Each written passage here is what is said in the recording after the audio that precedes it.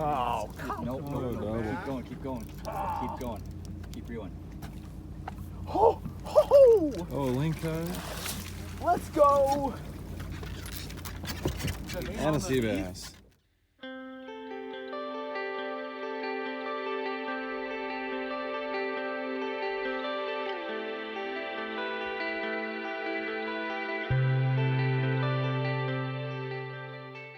Kerri Lin Charters is located in this cool little fishing town of Garibaldi on the Oregon coast. It's about an hour and a half drive west of Portland. Now, we arrived at the boat docks at about 6 a.m., which is a half hour before the boat shoves off, which gives you plenty of time to make sure you've got some snacks, your rain gear, because it rains a lot out here. Get acquainted with the crew, and they've always got a hot pot of coffee going. Now, carrying capacity of the boat was 16, including 3 crew members, but there was everything from grandparents to grandkids, so you can bring a big group of friends or family out here and have a great time.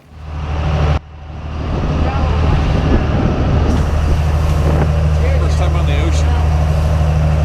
It's my first time on the ocean, man. See how my sea legs are. So this really was my first time out on the big water. And I'm going to tell you, if you're susceptible to seasickness, there were some pretty big swells when you come out of that jetty. And there was more than one person that lost his breakfast, so you might want to take extra precaution. But Jeff Brown and his crew, they really were great. Old Jeff, he just about any question you had about the bay or Garibaldi, he could answer. But very professional, very efficient, and very upbeat. You know, keep in mind these guys are doing this 7 days a week, all summer long. But when you do what you love, it makes it easy. But we had pretty basic setups. All the rods and reels, all the reels were level wind setups. They had right and left hand retrieves. I didn't see any spinning reels. And nice ugly stick poles. And fishing out in deep, deep water. And basically they would pull up on the boat and graph these huge pods of fish. There would be hundreds of fish in these pods, and they would be anywhere from like right on the bottom to 40 feet thick coming off the bottom. And you just drop your line all the way to the bottom. And what I was doing was I dropped to the bottom and I lifted up and jig it, but I was always trying to keep it close to the bottom. Partially because I figured probably a lot of those lingcod are down on the bottom searching for food. But it was really effective. It was a 2-hook setup. The bottom hook was actually just like a big sinker with like a treble hook on it. Really simple, but it's just gray. A lot of the bait fish that these fish eat are gray, and then they just had a crappie jig up above it, and a lot of people had different colored crappie jigs. Now there was one guy on the boat that he had actually brought his own lures. He'd obviously been on the charter before, had been okayed by the skipper to use them, but it was the bottom lure. The only difference between his and ours, where he had painted one side of his white. Now he did catch 2 lingcod that day. However, they weren't the biggest lingcod caught, but they are fairly particular about what lures you can use, so you can't just throw in anything you want. Because what happens is they catch different fish in different lures, and they can catch unwanted fish such as yelloweye. Now if they catch a yelloweye, they have to report that to the fisheries department, and if too many yelloweye are caught, because there's a mortality rate on those fish, and they close the season down. So this is their bread and butter, so they don't want people just throwing on crazy lures catching unwanted fish so they can keep their season going. But really was just such a blast, and honestly anybody at any kind of fishing level could come out here and have a great time.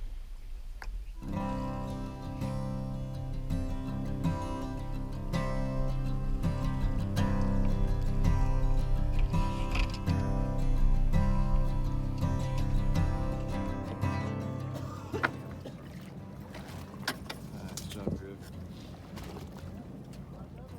Sea bass after sea bass. Filming this. Huh? Got a piece of squid Whoa. hanging out of the mouth of that guy too. Gnarly. So we got a deep fryer handy. Sushi. Oh man, you threw away, Griff. You could eat it. You know what I mean?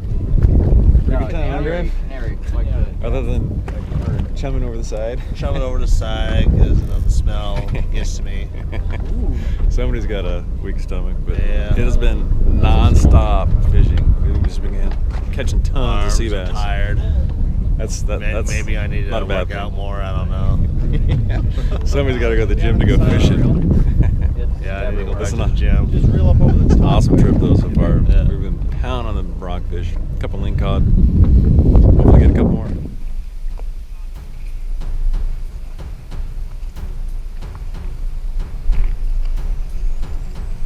I got some. Fish on.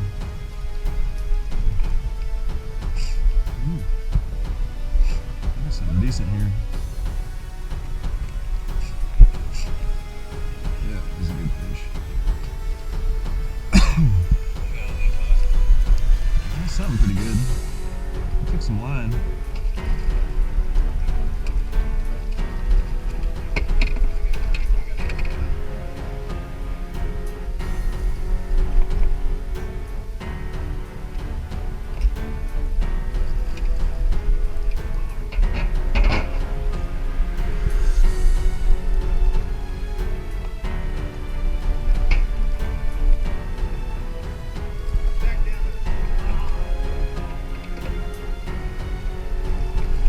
This is awesome.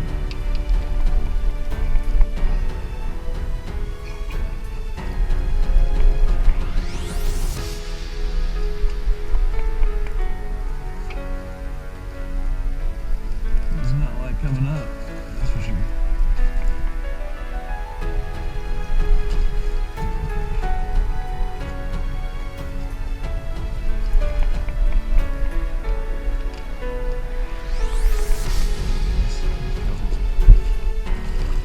Yes, sir. Nice. Hello. Hello, beautiful. Awesome. Ooh, I didn't have very good, did I? Wow. Tyler, was that on the grub? That was on the bottom. Nice. Here, I'll take care of this net. You can take care of fish. The important part. Oh, okay. Awesome. I was really hoping to get one. I could bounce on that bottom down there. I'm like, ooh. Tyler, there's a couple black pins. Try to throw it back. How is that in there? There we go. Excellent.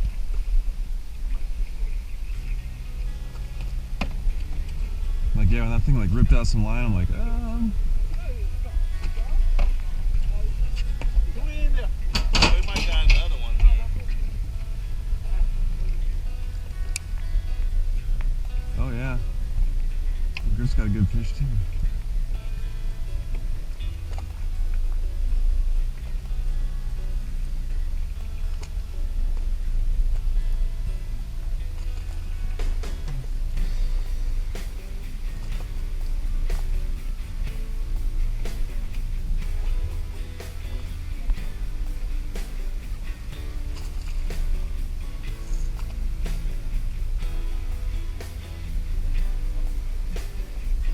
Oh, you got a double. Oh, that's why. Yeah. Doubled up here.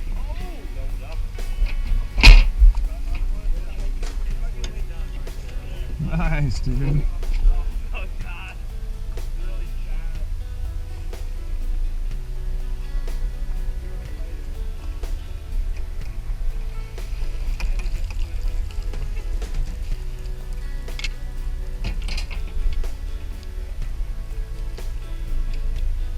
I was like, man, I got heavy quickly. Right? It's kind of a bummer. I thought maybe you had a link out on there. Right? I mean, it's cool.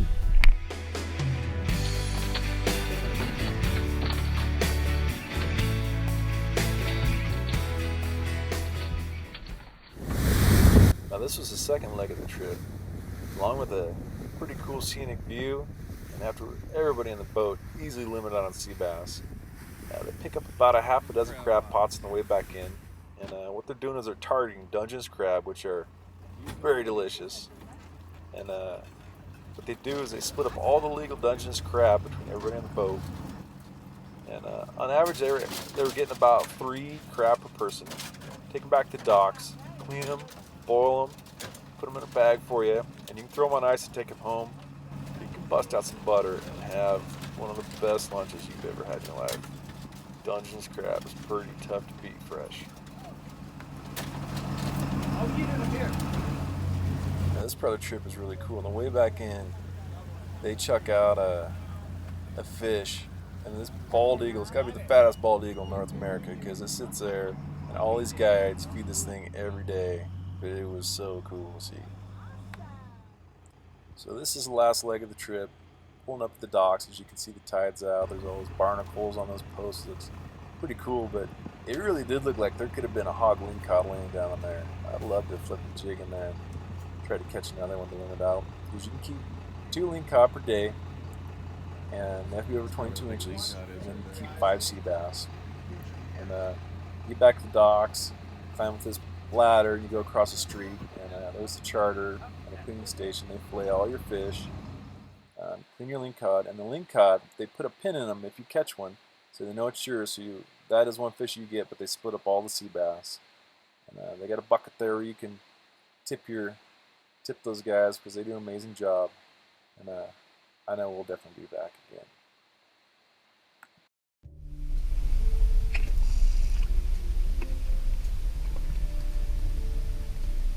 You in there, Griff? Every time he opens that up, it's the smell. Oh, really?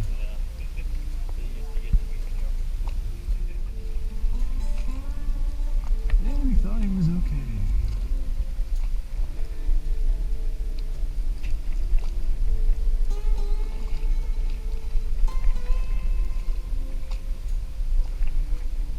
Oh, I think we got one we gotta throw back. What is that thing?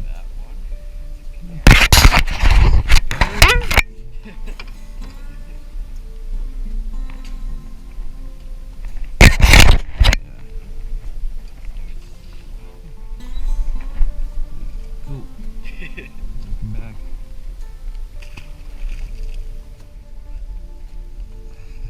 We're bored, Griffy. Hey, dude. It's illegal to chum, and I know.